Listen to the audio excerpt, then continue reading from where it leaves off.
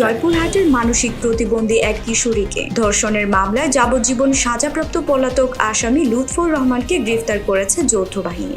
রাজধানী ঢাকার শরীর আকরা থেকে গ্রেফতারের পর বৃহস্পতিবার দুপুরে তাকে জয়পুরহাট আদালতের মাধ্যমে কারাগারে পাঠানো হয়েছে। গ্রেফতারকৃত লুৎফর সদর উপজেলার ভাতশা পলিবাড়ি গুচ্ছ গ্রামের কাইমুদ্দিনের ছেলে।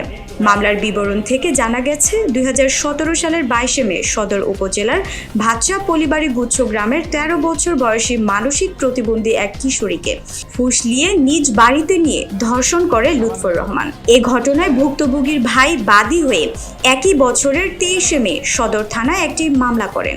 এরপর জয়পুরহাট নারী ও শিশু নির্যাতন দমন ট্রাইব্যুনালের বিচারক 2024 সালের 10 জুলাই তাকে যাবজ্জীবন কারাদণ্ড দেন।